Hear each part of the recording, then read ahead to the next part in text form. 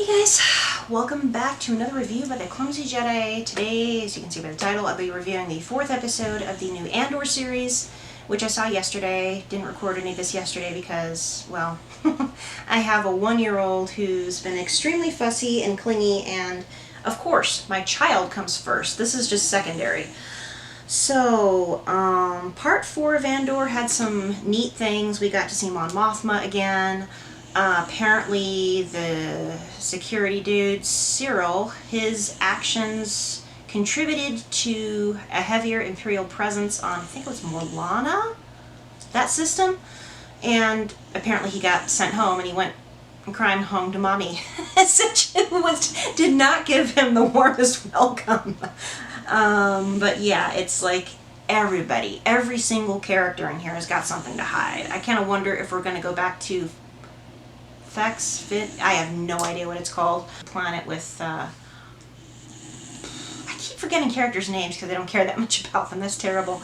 But Cassian's adoptive mom and Bix, the lady who lost, apparently, her lover. And of course the droid, who, as I've said before, is my favorite new character. Rating for part 4, it was definitely more complicated. Like I said, it's like everybody's got something to hide. Lies, lies, lies, lies, lies, right and left. I wonder if there's ever going to be any morality of people paying for their deceptions, or if everyone's just going to get off scot-free. I mean, that is until Rogue One, where, like, everybody dies. My favorite scene in part 4 is definitely the interior of Mon Mothma's apartments. I thought they were beautiful. They reminded me of Bespin, but a little more alive with lots of plant blossoms. I love that giant bonsai-type fruit tree. I guess it was a fruit tree, but it was a blossoming bonsai. Gorgeous. Absolutely gorgeous. I love how clean it was. Apparently poor Mon Mothma's not getting along very well with her husband, who, obviously he's meant to be dislikable.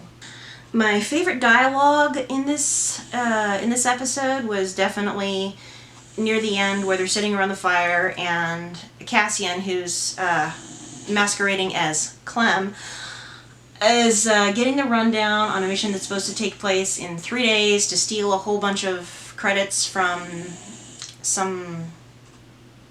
I already forgot. I'm sorry. I wasn't paying that much attention because it's not that interesting to me. But yeah, they were trying to steal like 100,000 credits or whatnot. A lot of money. 100, 200,000 at any rate. The entire Imperial payroll for a sector.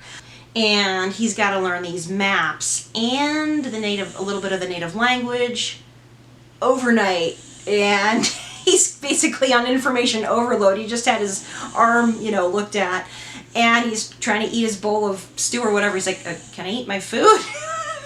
Yeah, basically, okay, this is a lot. Can I eat first, please? Very relatable to any parent, because it seems like whenever you've got a toddler or a young child, they're always interrupting your meals. Relatable. Favorite character in this episode was Mon Mothma. It seems like she's the only character, at least apart from the droid, who's got any sense, or Marda, I'm so sorry, so bad with names, I should have taken notes. Cassian's adoptive mom. Those three are the only ones who've got like a more solid moral base than most of the other characters. Mon Mothma is one of the few who shows open concerns for people outside of her inner circle. Not just her immediate family, but people at large, like whole planets of people that are suffering. Like, she was chewing at her husband for inviting somebody who had put trade sanctions into this planet's not getting adequate food or something like that. But yeah, definitely Mon Mothma, favorite character in here. I hope some other familiar faces pop up, like, oh, I don't know, Bail Organa? That would be awesome! So, technical scores, I noticed more the technical aspects of this series. It's very, very well made. Top-notch technical aspects. Cinematography, loved it, especially the interior shots with all the different angles, some abstract shots. Very nicely done, 9 out of 10. Music is another standout. It got a 9 out of 10. It's very, very good. I really, really like the strings for the opening sequence. Characters, not a fan. Not a fan. I guess I just don't like characters that are just lying about everything and everybody. Nobody knows who's telling the truth about anything. It's just it makes my head spin. I'm used to a simpler story. Maybe that makes me a simple person, but hey, Star Wars is escapism to me. But yeah, the characters get a 7 out of 10 story. It's complicated, but in my opinion, boring. I'm not a fan of espionage or spy movies or anything like that. So that one gets another 7 out of 10, giving Andor Part 4 a total average score of 8 out of 10. Higher technical scores, but lower enjoyability for me. I'm seriously debating as to whether or not I want to keep watching the series or not. I may just read the reviews before I watch an episode to see if anything interesting comes up, or if we get any cameos from characters that I actually like Bail Organa, you know. But other than that, it's just like, no.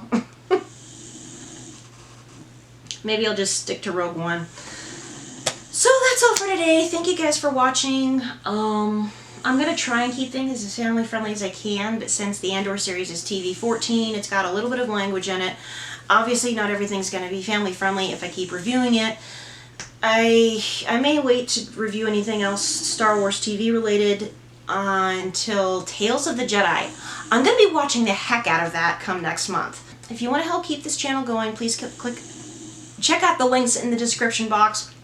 I think I need another cup of coffee. And my son's napping. Knock on wood. I'll see everybody again next time, and until then, this is the Clumsy Jedi signing off, and may the Force be with you. That's something else that's lacking. Without the Force, it's just another sci-fi series.